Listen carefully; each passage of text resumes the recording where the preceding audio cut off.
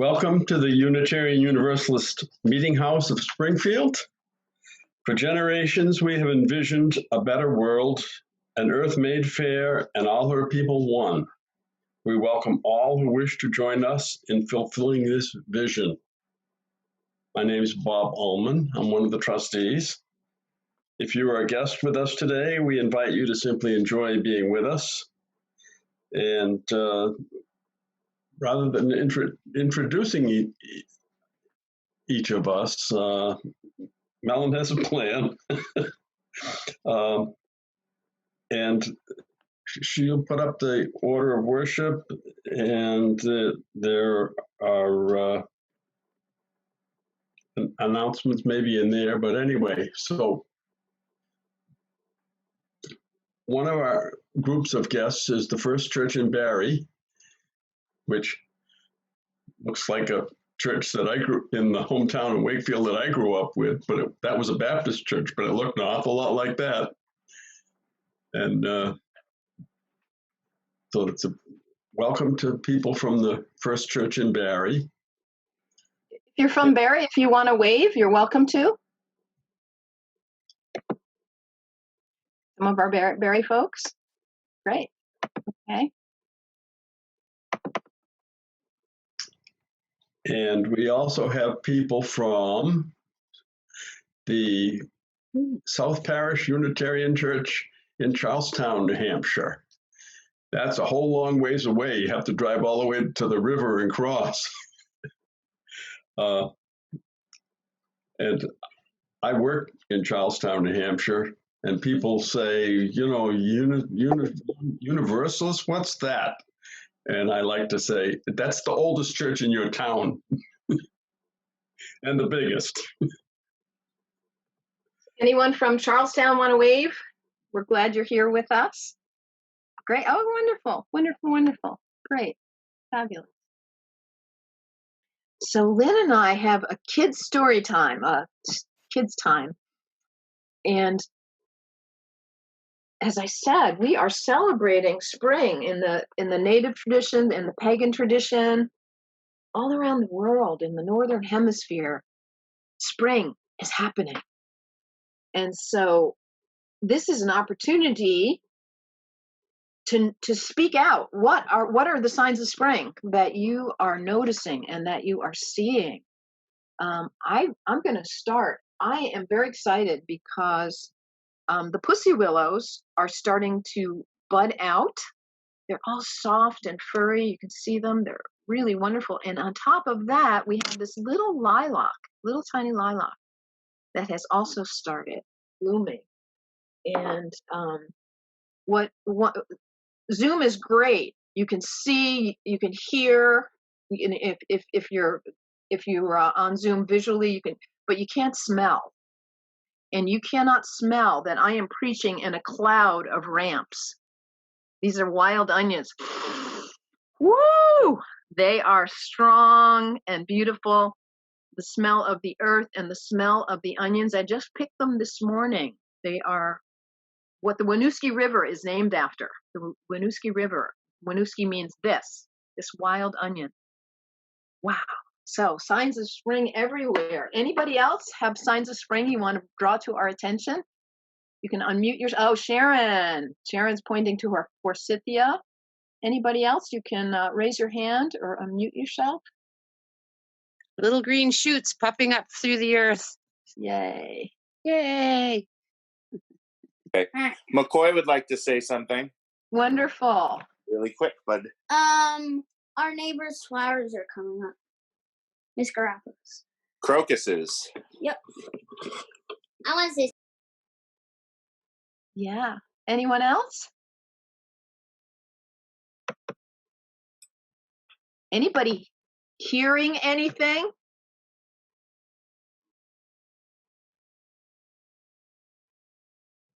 Peepers!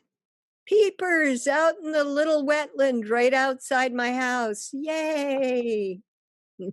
How exciting. I live further north than all of you. I haven't heard them yet, so I can't wait. I hear there are signs of peepers.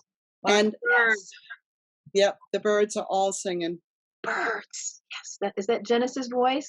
It's Janice's voice, and Janice can't get her photograph, her picture up here. So, yep, that's my voice. Okay, And the birds are absolutely wonderful. doing Welcome, themselves. Dennis Yeah, and Warren, if he's there. So he's here. if anybody is not being seen and wants to, bring your cursor down to the bottom of your screen, and you'll see stop video, start video. Hit that, and you will come on visually. Anybody else have anything? Hello. Yes, the newts are crossing the road. The little red X. Oh, Isn't that exciting? Yes. Maverick would like to say something. Yes, Maverick. Loot says that this popping up in our yard.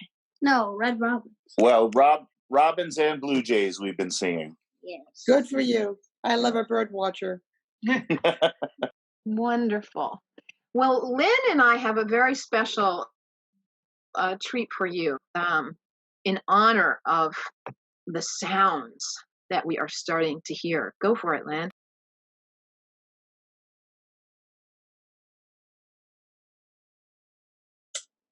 There.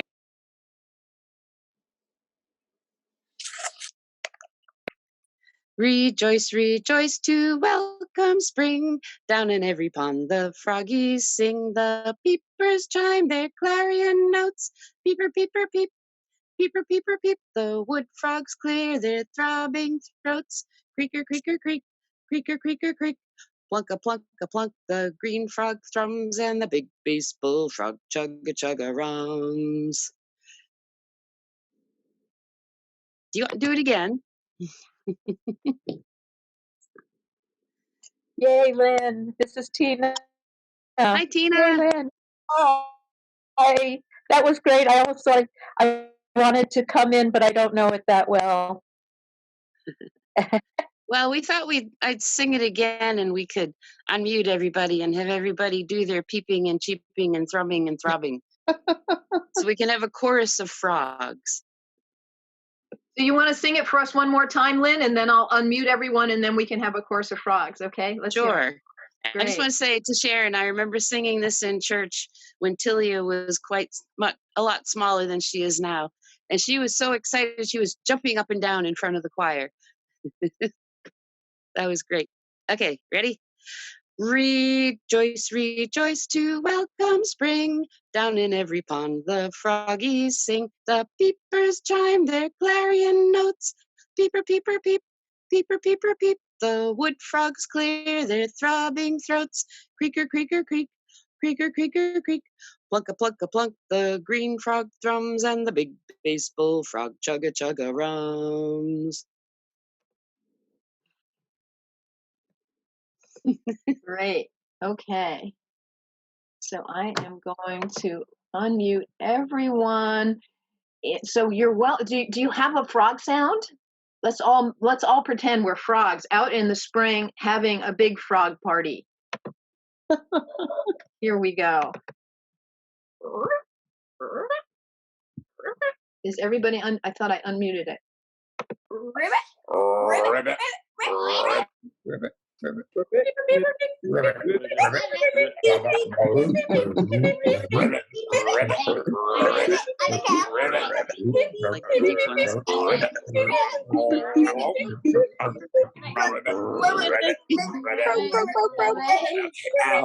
Rejoice, rejoice to welcome spring. Down in every pond the froggies sing. The peepers chime their clarion notes. Everybody, peeper, peeper, peeper, peeper, peeper, peeper. The wood frogs clear their throbbing throats. Creaker, creaker, creak. Creaker, creaker, creaker, creak. Thump, thump, thump. The green frog thrums and the big bass bullfrog chugga chugga rums.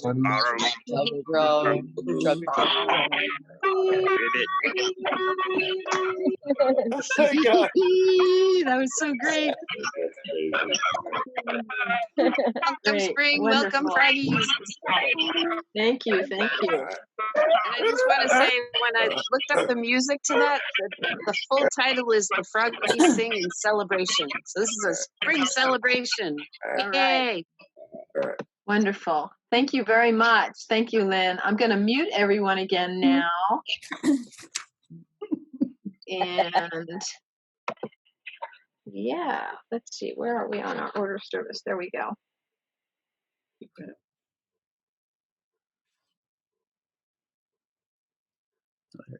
All around us. All around us. Life is burgeoning. Life is resuming. At the very same time that we are experiencing this global challenge of the pandemic, in the Northern Hemisphere, we are also experiencing the burgeoning of spring. New life, new life. And how wonderful in this time of miracles out our doors every day, the miracle of ramps and peepers and lilacs and all of that. For many of us, because we're home, we're noticing, we're seeing, we're enjoying, we're drinking it in more than we would be if we were in our normal routines of running around, or traveling, or being super busy, working, going to school. But for many of us, we're on a pause. We're home. And we can go and walk outside and every day see miracles, see the miracle of Vermont, or wherever you are, New Hampshire, North Carolina, wherever you are. See the miracle of life unfolding before our very eyes. So on the news, in the media, and in our networks, there is pain, there is struggle, there's death, there's anxiety, and at the very same moment, there are miracles, always miracles. So Steve Crofter has a sharing for us on Passover and on bringing our attention to some of those miracles. Thank you, Steve. Hey, good morning, everyone. Even though I wasn't raised Jewish as a child, I've embraced my Jewish heritage as an adult, and especially kind of gone along on the coattails of my sister who converted, in a sense, to Judaism as an adult. And this time of year, we're in the middle of the celebration of Passover, which is a time to remember when our ancestors were freed from slavery in Egypt. And so Passover is sort of a liberation story. It's literally remembering those events that many or most of you perhaps know from reading the Bible, that are in there about the Jews, the plagues in Egypt, and the Jews being released from slavery and crossing the Red Sea and wandering through the desert, and et cetera, et cetera. And so some of Passover is literally remembering that history. But because it's a liberation story, it's also a time to think about what liberation means to each of us as individuals and to us as a community in spiritual and emotional terms as well. So I think that often, or for many of us, for me, it's certainly the historical account of the freedom from slavery is a metaphor in a sense for what does liberation mean in my life? What does it mean in our lives? The Passover is celebrated at evening meals called seders, during which there's sort of a long program, if you will, called the Haggadah, that does a number of things, but includes telling the history. But one of my very favorite parts, and this is what I want to share today, is the part called Dayenu. Dayenu is a Hebrew word which basically translates as "it would have been enough." And so there's this wildly upbeat song that is sung at every Seder, recounting some of the events of the escape from slavery and the miracles that occurred, and the relationship with God that the Jewish people have enjoyed. And so the verses would be things like, you know, God could have parted the Red Sea for us, and not have bothered to feed us manna in the desert, and it would have been enough. So every single miracle would have been enough if that was the only miracle that God ever performed. If that was the only blessing that we ever had, that one would have been enough. But there was another one and another one and another one and a myriad of miracles in our lives. And so the idea of Dayenu is that we are just blessed beyond count, basically. And so what I invite you to do is for each of us to think of some blessing in our lives, some miracle that we've noticed, something that's just going incredibly well in the world. And maybe you can unmute everybody. And then just if, my thought is that if we'll take, you know, several people's sharings, and after somebody names that, we all get to say Dayenu to remind us that if that was the only miracle, it would have been enough. So our minister and artist in residence, Suiko McCall, has taught us a Buddhist practice called Tonglen. And so we're going to do this practice. It's a meditative practice. So just come into your body, get comfortable, feel yourself in your body, notice your body and how you're feeling. Bring your attention to your heart. Heart is a mighty, mighty place in you. And it's not just your beating heart, it's the whole area. It's a very powerful magnetic field in your body. And the practice of Tonglen is you breathe in whatever. You can think about the challenges, the pains that people are experiencing due to the pandemic. You can breathe in that challenge into your heart. And your heart is able to transform that pain and breathe out love. Breathe out love. So breathing in, challenge, and breathe out love. You, as a human being, have the transformative power to help bring calm and healing into the world with your presence. You matter. So all around us, there is challenge. So we are going to practice Tonglen as we bring our attention to the various places and areas that are experiencing challenge right now. We are about a month, a little more than that in Vermont, into the intensity. In Vermont, our governor declared a state of emergency on March 7th, so we're a little over a month into it in our local situation. And as the time goes on, the challenge is getting closer, and they say here the worst is still on the horizon, but it's okay. We can practice Tonglen through the whole thing, and each of us can be a transformer of this challenge and pain, transforming it into love. So I will name an area of challenge, and if it has affected you, you're welcome to raise your hand. You don't have to. If you want to be private with your experience, totally fine. I'll name an area of challenge, and we will each practice Tonglen. Breathe in the pain, the challenge of that situation, and breathe out love, sending love to all of the people, all of the beings affected by that challenge. And know that your breath, your love, your attention, your heart is very powerful, and it matters to transform the world.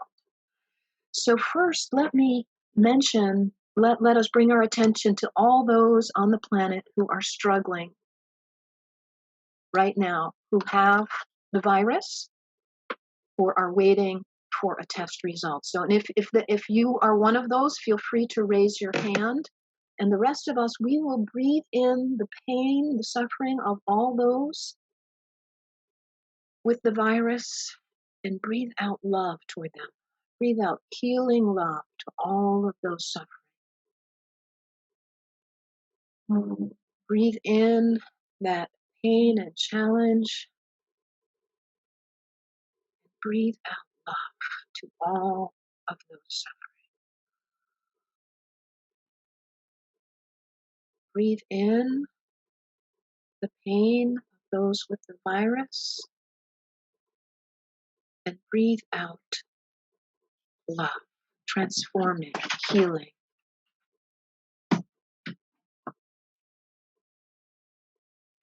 Now let's bring our attention to all of the essential workers, including the healthcare workers, the helpers, the healers, either working in hospitals or other tents and settings or in their own homes tending their loved ones.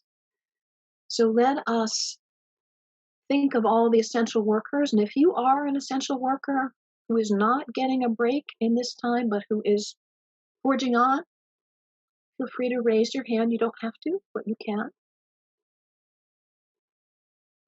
And we will breathe in the challenge of these essential workers and feel the transforming power of our heart to breathe out love and healing for all of the helpers. Breathe in the stress of these essential workers and breathe out love and strength. Breathe in the stress, the challenge of these essential workers and breathe out love. See each of those workers encased, held up, buoyed by love, by the collective love of our group and all the other folks on the planet. If you are staying at home and facing the challenges of a different life, a reduced life, the stress of that, the uncertainty, perhaps economic uncertainty, where is this going to end? What's going to happen? Feel free to raise your hand if you feel like you're one of those who is at home, either working or not working, and perhaps at loose ends with this new situation. And we will breathe in the stress of the homestayers, the homeschoolers, the kids, the parents, the home workers, all of us who are staying. We'll breathe in that stress, feel the power of our heart to transform that, and breathe out love. Breathe in the challenge of stay-at-homers, and breathe out love.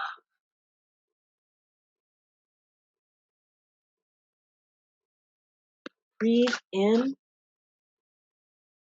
challenge of the stay-at-home folks. Breathe out love. And if you are a person who has missed some very significant event, perhaps a wedding, funeral, a party, a concert, a celebration, something that looked like it was a big thing on the horizon for you this spring, you're feeling the disruption, the loss of that, feel free to raise your hand. You don't have to, but if feel you're in that group of people who have a loss of a significant event, celebration, party, funeral in their life, raise your hand. And we will breathe in the disappointment, the stress, the loss of that, and feel the power of your heart to transform that loss into love.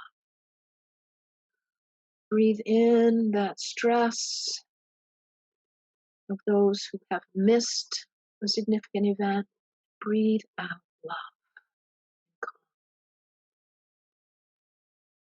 Breathe in the disappointment, those missing something, and breathe out love.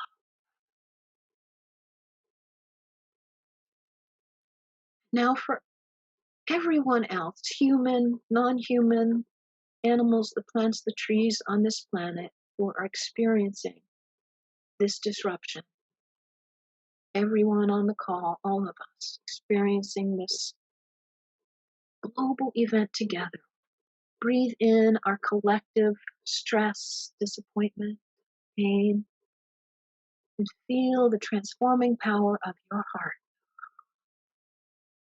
Breathe out love. Breathe in our collective stress and suffering. Breathe out love. One more time. Breathe in our collective suffering. Feel that unwavering power of your heart to breathe out love. You are a channel of healing and hope that this world needs. May it be so. As it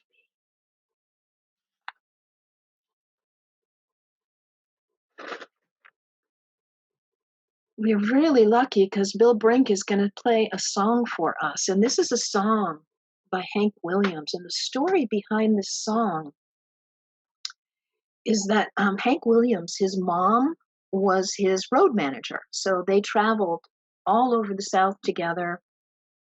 And one night it had been a long, long travel already, and they were tired, and they needed to get to the next town where there was a place, a hotel, where they could stay.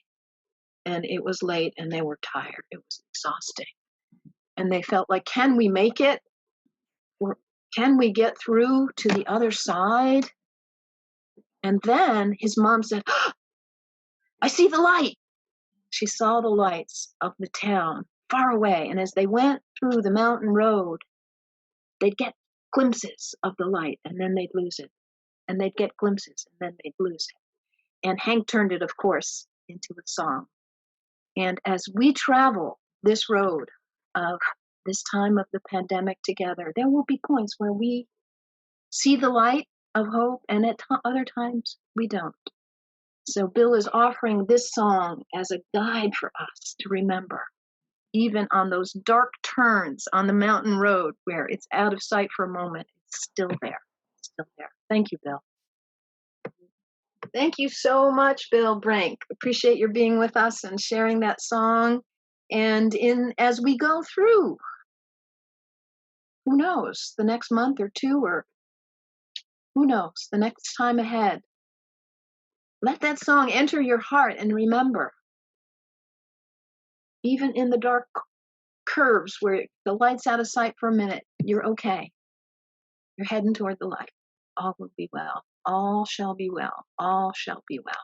All manner of things shall be well. One of the joys that I want to share today is that we have these wonderful guests with us. We have, as we said at the very beginning, folks from the Barrie Universalist Church and folks from the Charleston Unitarian Church. Yeah, so this is really what a blessing. And we are going to say together the affirmation. Oops, where is it? Right there. And what is very exciting about this affirmation, David Sanguinetti, who is a member of the Barrie Church, I had the honor of serving as an interim minister there. It's a great church. And David's a friend of mine and a member of that church. And those of you who are members, feel free to wave. Members of the Barrie Church, we're really glad to have you here. We say every Sunday in our service, we say this affirmation, and many of the churches across the country say this affirmation, and it was written by the minister of the very church back in the 1930s. So David is going to lead us in this affirmation, and the rest of us can unmute. We can speak along with David. So. Welcome, David. So glad you're here. Great, really great to see you. So, thank you for the very gracious invitation. We are very glad to join you all this Easter morning. So, please recite along with me, folks. The affirmation of our faith. Love is the doctrine of this church. The quest of truth is its sacrament, and service is its prayer. To dwell together in peace, to seek knowledge and freedom, to serve humanity and fellowship, to the end that all souls shall grow into harmony with the divine.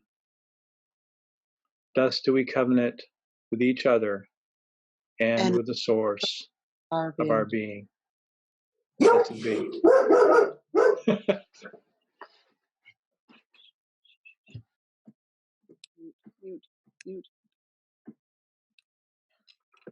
We have all kinds of species with us today. Sorry about that. No problem. Not just cats, but dogs as well. So I'm going to put everyone on mute again, and as well. There. So in addition to the Barre, the First Church in Barre Universalists, we also have the Charleston Church, members of the Charleston Church with us. And as we said at the beginning, Charleston is just across the river from Springfield. And Robin Carpenter is the minister of the church in Charleston. And since this happened in the past month or so, Robin and I have been in communication with each other and figuring out how to do what needs to be done in this time. So I'm really delighted that Robin is a guest in our pulpit today. So thanks for being here, Robin. And what wonderful words do you have to share with us?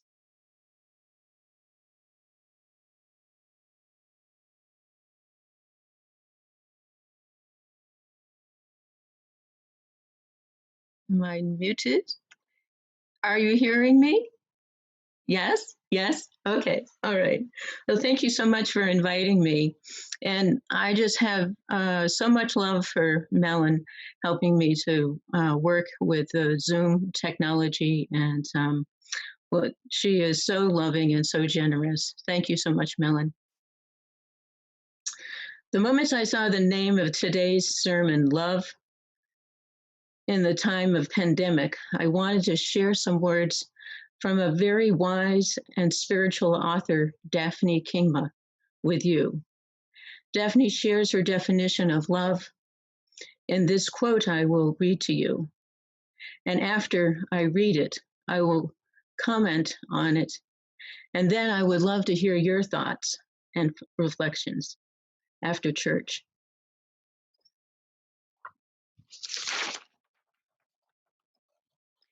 It is love that fashions us into the fullness of our beings, not our looks, not our work, not our wants, not our achievements, not parents, not our status, not our dreams. This is all fodder and filler, the navigating fuels of our lives. But it is love. Who we love, how we love, why we love, and that we love, which ultimately shapes us. It is love before all and after all, in the beginning and in the end, that creates us today. Today, remembering this, let yourself acknowledge and remember the moments, events, and people who bring you, even momentarily, into a true experience of love. Daphne calls all our wants the desire of fodder and filler. She says that it is love that creates us. The fuels of our lives are who we love, how we love, why we love, and that we do love is what shapes us into the people we are today. At this time of this pandemic, we have been given the gift of time, much more time in our lives to look at the fodder and the filler and really examine what it is. Do we have what we need or want? Do we have do we have a whole lot of what we want that is in the end doesn't matter? As we peel down the layers of consciousness, have we examined our relationships? Are we kind? Are we compassionate? Do we help others? Are we being generous? Are we kind every day to our life partners, our husbands, our wives, our children? This is the time that we all have right now that we haven't had in our lives before to do this kind of soul-searching work. As we use this time as a gift, I think we will have an infinite amount of love under the layers of the fast-paced life that clutter our minds with fodder and filler. For example, I heard a story about a man who lost his wife to cancer and every day went to the same restaurant for lunch. And when the restaurant had to close and the staff lost their jobs, he went to the bank and took out $500 for each of the wait staff to help them through this very difficult economic time. When he stopped to think what really mattered, he realized how important that the waitstaff had become in his everyday life. This random act of kindness would not have happened, most probably, if he did not take times to consciously remember how important their relationships are to him. Is this true? If we become more mindful and stop and having such fast-paced lives and slow down, we will find it love that ultimately shapes us. Is this true? Today is our Easter celebration. Christians have been celebrating Holy Week all this week leading up to the resurrection of Jesus today. This being an interfaith celebration means others would have different interpretations of what Easter or resurrection means to them. Resurrection can be a symbol about self-resurrection, which would mean transformation, to bring again in a new way, or to leave and come back changed, or be revitalized. Is that what our culture is doing? Are we going to be transformed to our true selves when we get on the other side of this pandemic? Will people remain kinder and more generous and compassionate? This is a time that could ultimately shape our lives, our community, and our culture by just slowing down, doing a toxic cleansing, quarantining our souls. It is my hope that it is the good that could come out of this crisis, the underlying layer of our deeper souls laid out and offering first and foremost peace, joy, love, gratitude, and generosity. In conjunction with the pandemic, it is spring, a most powerful time in this natural world, a time to plant the seeds and the bulbs in the garden, and at the same time, the bulbs and seeds of latter years are blooming. Let's use nature's superpowers to boost compassionate energy for all. Amen. Blessed be.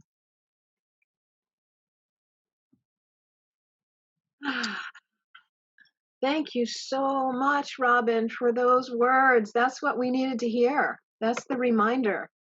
Yes, this time is a powerful time in our lives. It is the defining moment, perhaps, of our entire life and of the life of the planet. And it's not out there waiting for us to get to it. We are co-creating it. Every single being on this planet is cooperating or not with making the earth a healthier, better, more just, more beautiful place.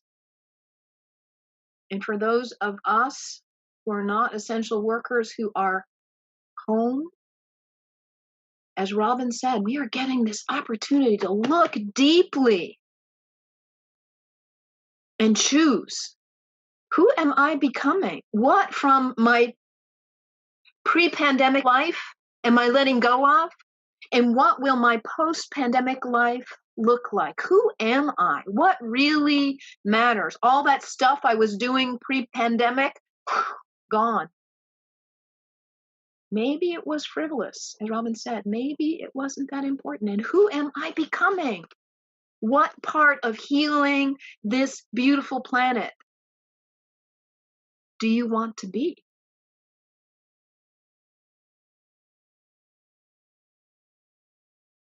The defining moment of our lives. So I invite you to take the time and sit and reflect and see who you are. All of what Robin said. Who are you becoming? Are you becoming your better self, your best self, more compassionate?